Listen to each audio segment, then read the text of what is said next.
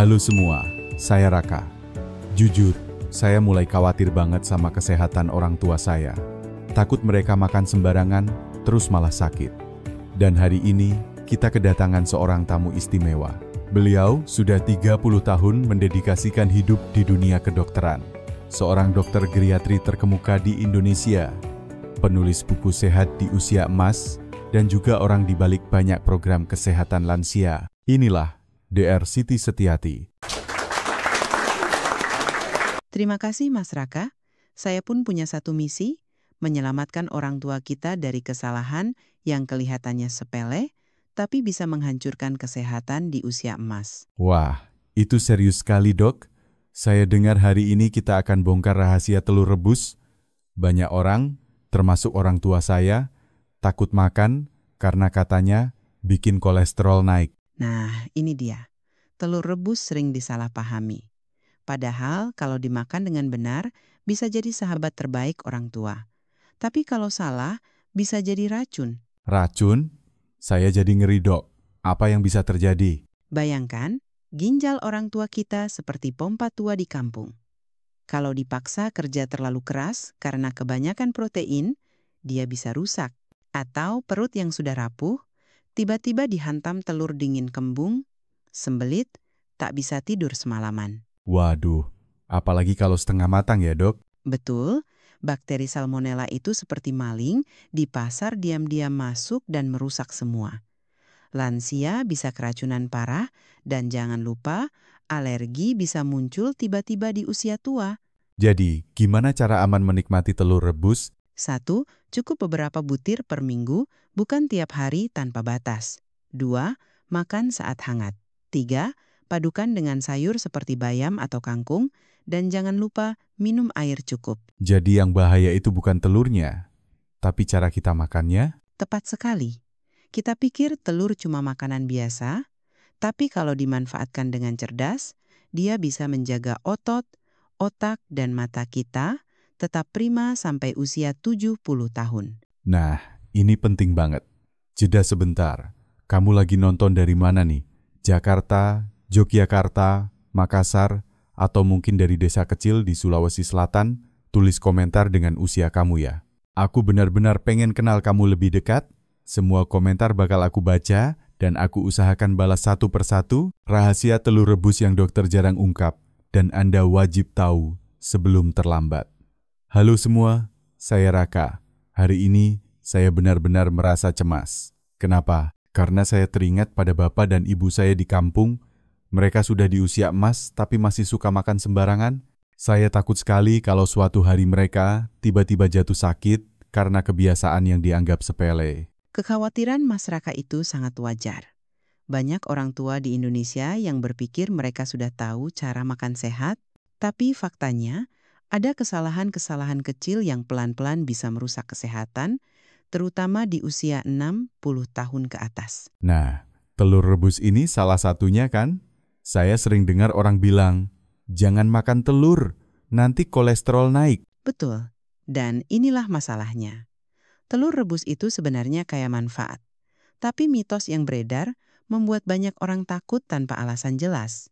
Lebih parah lagi, ada yang makan telur berlebihan atau dengan cara salah, lalu tanpa sadar menghancurkan kesehatan mereka sendiri. Waduh, ngeri juga ya. Jadi sebenarnya telur rebus itu sahabat atau musuh? Bisa jadi keduanya, kalau dimakan dengan benar, telur rebus adalah superfood untuk orang tua. Tapi kalau salah, dia bisa jadi racun yang mempercepat kerusakan ginjal, mengganggu pencernaan, bahkan memicu penyakit serius. Kalau begitu, kita harus kupas tuntas ya dok. Saya mau tahu semua manfaat emasnya, sekaligus jebakan berbahayanya. Baik, kita mulai dari manfaat dulu. Yang pertama, dan ini penting sekali, telur rebus membantu melawan sarkopenia, yaitu penyusutan massa otot yang sering terjadi di usia lanjut. 1 butir telur rebus mengandung sekitar 6,7 gram protein berkualitas tinggi yang mudah diserap tubuh. Ini seperti memberi bahan bakar segar untuk otot Anda. Jadi kalau orang tua kita rajin makan telur rebus, mereka bisa tetap kuat dan aktif. Tepat sekali. Saya punya pasien bernama Pak Harun, 72 tahun.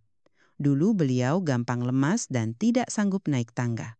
Setelah kami atur pola makan dengan protein cukup dari telur rebus dan tempe, ditambah jalan pagi, sekarang beliau bisa ikut jalan-jalan ke pasar tanpa ngos-ngosan. Wah, luar biasa.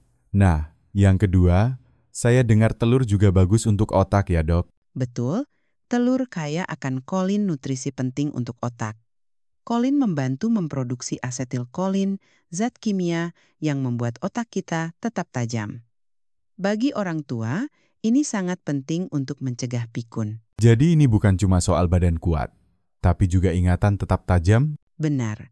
Saya selalu bilang, otot dan otak itu ibarat roda sepeda. Kalau salah satunya lemah, kita akan kehilangan keseimbangan hidup. Lalu, bagaimana dengan mata? Katanya telur juga bermanfaat untuk penglihatan? Ya, di dalam telur ada lutein dan zeaksantin, dua antioksidan yang melindungi retina dari kerusakan akibat sinar UV. Nutrisi ini bahkan lebih mudah diserap dari telur dibanding sayuran. Jadi makan telur rebus secara rutin bisa membantu mencegah katarak. Wah, saya mulai paham kenapa dokter bilang ini superfood. Tapi saya penasaran, bagaimana dengan kolesterol? Bukannya itu yang paling ditakuti orang? Nah, ini salah kaprah yang paling umum. Untuk kebanyakan orang sehat, makan telur rebus tidak signifikan menaikkan kolesterol jahat. Yang justru berbahaya adalah kalau kita makan telur dengan sosis, mentega, atau gorengan berminyak. Itulah yang membuat kolesterol melonjak.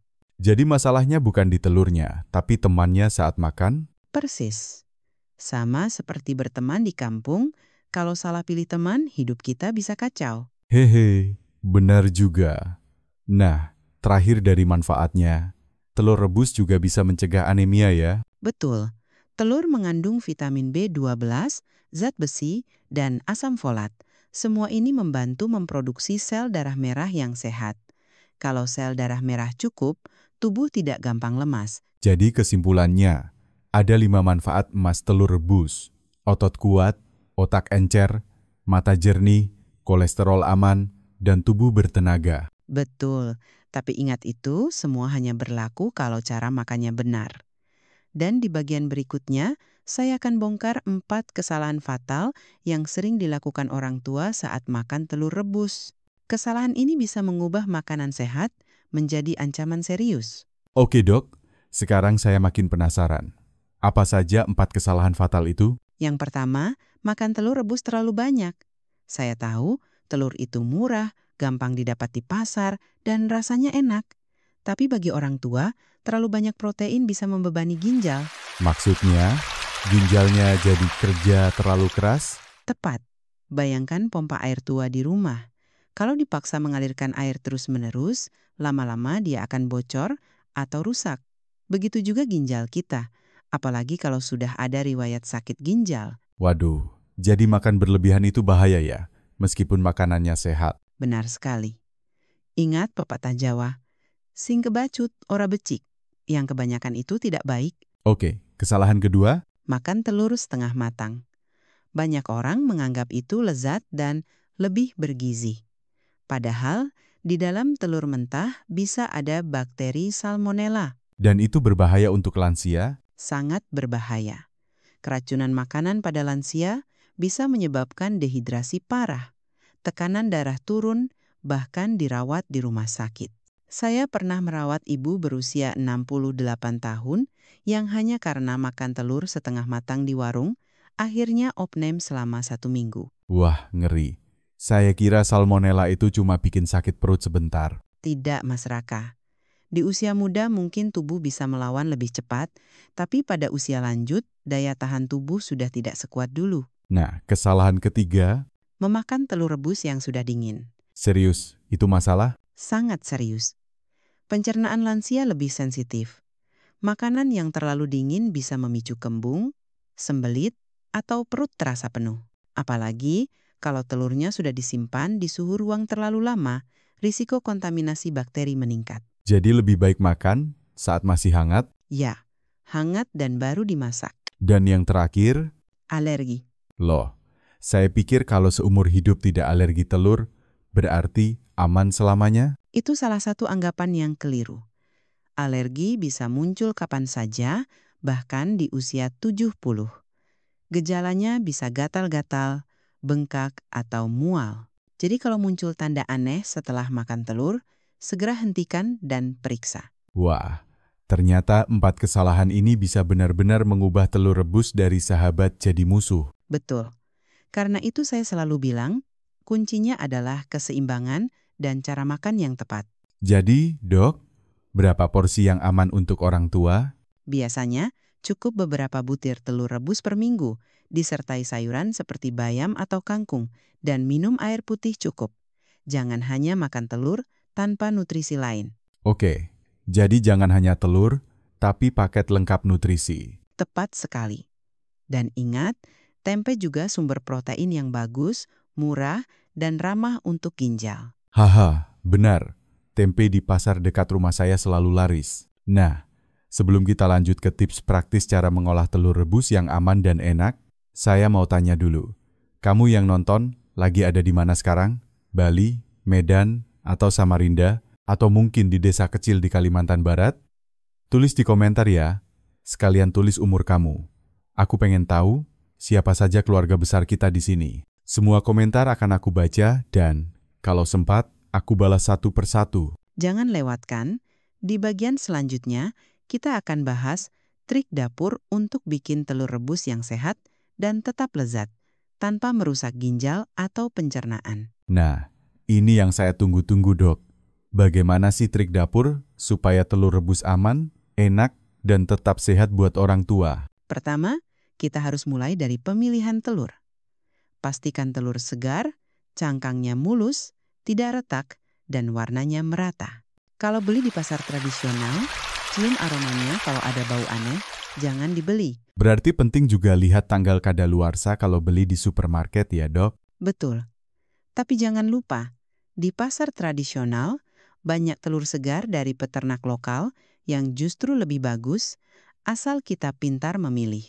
Oke, setelah beli, langkah berikutnya, Penyimpanan. Simpan di tempat sejuk, kering, dan hindari sinar matahari langsung. Kalau di rumah ada kulkas, simpan di rak bagian dalam, bukan di pintu. Karena pintu sering dibuka tutup, suhunya tidak stabil. wah, saya baru tahu soal itu. Saya kira semua orang simpan di pintu kulkas. Nah, itu kebiasaan yang keliru. Terus, saat merebus, ada trik khusus? Ada. Rebus telur dengan api sedang, jangan api besar. Gunakan air cukup untuk merendam semua telur. Setelah air mendidih, kecilkan api dan rebus selama 8-10 menit. Jangan terlalu lama, karena protein bisa berubah tekstur dan rasanya jadi kurang nikmat. Jadi nggak perlu direbus sampai kulitnya menghitam ya? Betul. Telur yang direbus terlalu lama bisa membuat kuning telurnya muncul cincin kehijauan, itu tanda kandungan zat besi dan belerang bereaksi. Setelah matang, langsung dimakan? Sebaiknya tunggu 1-2 menit, biar panasnya sedikit turun. Makan saat masih hangat adalah pilihan terbaik untuk pencernaan lansia. Kalau mau disimpan? Masukkan ke wadah tertutup dan simpan di kulkas. Tapi ingat, untuk orang tua, sebaiknya dikonsumsi dalam waktu tidak lebih dari 2 hari. Dok, kalau orang tua bosan makan telur rebus polos, gimana supaya tetap menarik? Kita bisa sajikan dengan sayuran rebus seperti wortel, buncis, atau daun singkong. Bisa juga ditambahkan sedikit sambal tomat buatan rumah tanpa minyak berlebihan. Wah, kalau di rumah, ibu saya suka bikin telur rebus dengan lalapan dan sambal terasi. Itu bagus.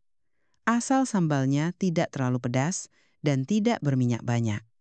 Ingat, kita jaga lambung dan usus orang tua. Jadi intinya, dari memilih telur sampai cara merebus dan menyajikan, semua ada ilmunya. Betul. Makanan sehat itu bukan hanya soal apa yang kita makan, tapi juga bagaimana cara kita mengolahnya. Kalau begitu, di bagian berikutnya kita bahas tentang bahaya tersembunyi, lain dari kebiasaan makan orang tua di Indonesia yang sering dianggap sepele tapi sebenarnya mematikan. Setuju. Karena telur rebus hanyalah satu contoh. Masih banyak makanan harian di meja makan orang Indonesia yang bisa menjadi bumerang jika kita tidak bijak. Oke dok, sekarang saya penasaran banget. Apa saja sih bahaya tersembunyi dari kebiasaan makan orang tua Indonesia selain soal telur rebus? Ada banyak, Mas Raka. Salah satunya adalah konsumsi garam yang berlebihan. Garam? Tapi kan garam itu cuma bumbu, Dok. Nah, ini dia masalahnya. Banyak orang menganggap garam itu sepele. Padahal, kelebihan garam bisa memicu tekanan darah tinggi. Tekanan darah tinggi ini ibarat bom waktu dia diam, tidak terasa, tapi bisa meledak kapan saja dalam bentuk stroke atau serangan jantung. Wah, kalau begitu berbahaya sekali. Apalagi banyak orang tua suka makanan asin seperti ikan asin atau sambal terasi yang gurih. Betul, ikan asin memang lezat, apalagi dimakan di teras rumah sambil minum teh hangat.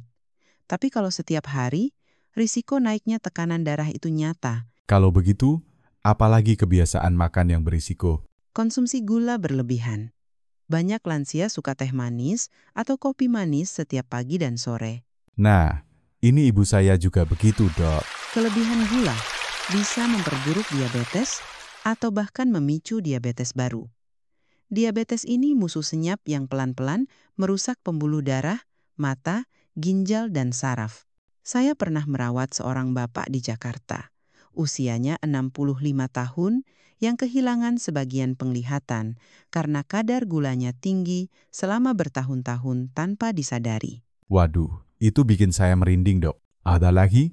Ya, kebiasaan makan gorengan setiap sore. Wah, ini saya juga sering, apalagi kalau ada tahu goreng hangat di pinggir jalan. Hehe, gorengan memang enak, tapi minyak yang dipakai berulang kali bisa menghasilkan zat beracun yang merusak pembuluh darah dan mempercepat penuaan sel. Untuk orang tua, ini bisa memperburuk tekanan darah tinggi dan kolesterol. Jadi sebenarnya semua ini seperti rantai ya, Dok. Satu kebiasaan buruk bisa memicu penyakit lain, lalu merusak banyak organ sekaligus. Tepat sekali. Dan yang membuat saya sedih, banyak orang tua menganggap sakit itu wajar karena usia. Padahal, dengan pola makan dan gaya hidup yang benar, mereka bisa tetap sehat dan aktif. Jadi, selain mengatur cara makan telur rebus, kita juga harus mengontrol garam, gula, dan minyak. Betul. Itulah sebabnya saya selalu bilang ke pasien, makanlah seperti di kampung, sederhana, alami, dan secukupnya. Lebih banyak sayur segar, buah musiman, tempe, ikan segar, dan air putih. Saya setuju. Saya jadi ingat waktu kecil. Di kampung nenek saya di Yogyakarta, sarapan cuma nasi, tempe goreng tipis sekali, sayur lodeh, dan teh tanpa gula. Tapi semua orang kelihatan sehat dan bugar. Nah, itu rahasianya. Kalau begitu, di bagian berikutnya, bagaimana kalau kita bahas cara mengombinasikan telur rebus dengan menu harian yang aman untuk orang tua? Setuju. Kita akan buat paket makan sehat khas Indonesia yang cocok untuk lansia, hemat, dan mudah dibuat di rumah. Wah, ini menarik, Dok. Paket makan sehat khas Indonesia untuk orang tua. Pasti banyak yang ingin tahu, apalagi kalau bisa hemat dan gampang dibuat di rumah. Betul, Mas Raka. Banyak orang tua berpikir makan sehat itu mahal, padahal kalau kita pandai memilih bahan lokal, justru bisa hemat. Nah, ini cocok buat penonton kita yang tinggal di kampung atau kota kecil. Jadi mulai dari pagi, sarapan apa yang bagus, Dok? Pagi hari bisa mulai dengan 1 butir telur rebus hangat, tempe kukus, dan sayur bening bayam. Minumnya air hangat atau teh tanpa gula. Wah, itu sederhana sekali, tapi sepertinya mengenyangkan. Ya, karena mengandung protein, serat, dan cairan yang cukup. Protein dari telur dan tempe menjaga otot, serat dari bayam membantu pencernaan. Kalau untuk makan siang, Nasi merah atau nasi putih secukupnya, lauk ikan segar kukus atau pepes, lalapan timun dan daun kemangi, ditambah 1 potong tahu kukus.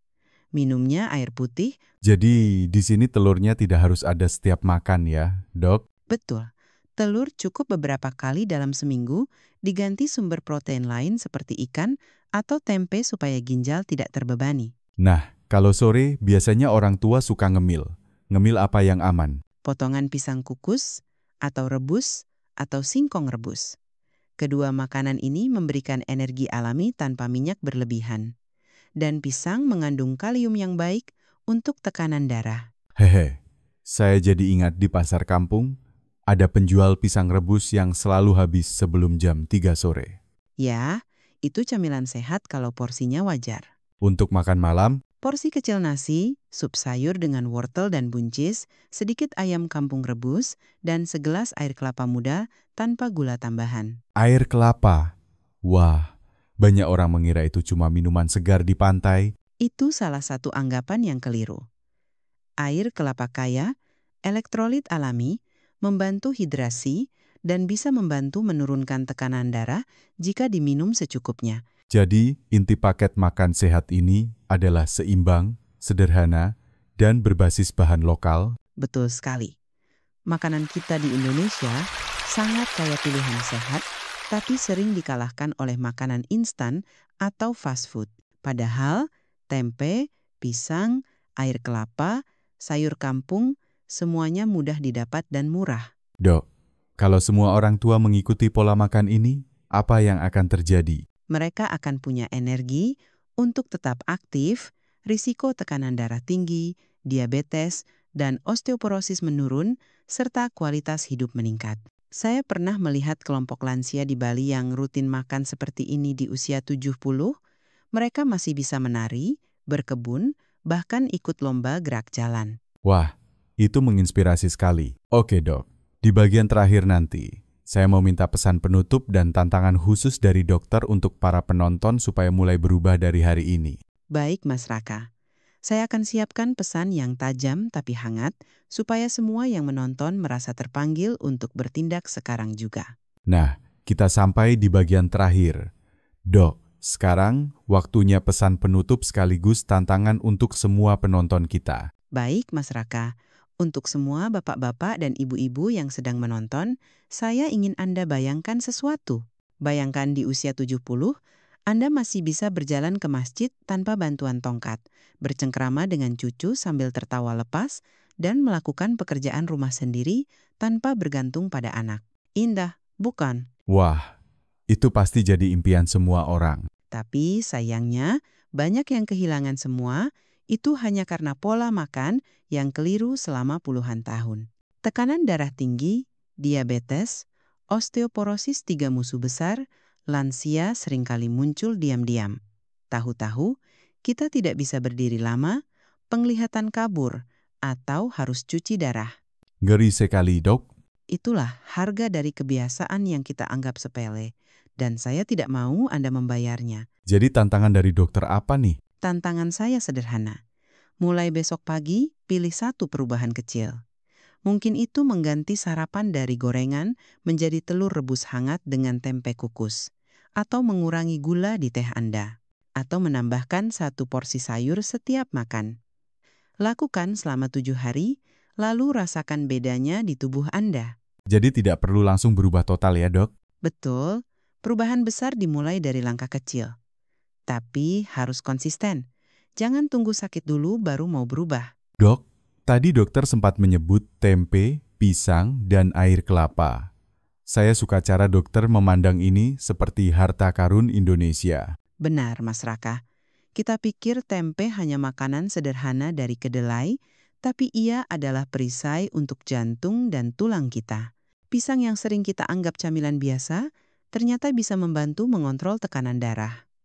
Air kelapa, yang kita pikir cuma untuk melepas dahaga, ternyata menyegarkan sekaligus menyehatkan. Jadi, kalau kita pandai memilih, bahan di pasar kampung pun bisa membuat kita panjang umur sehat. Tepat sekali. Nah, sebelum kita akhiri, saya mau ajak penonton untuk ikut bergerak. Ya, saya juga ingin itu.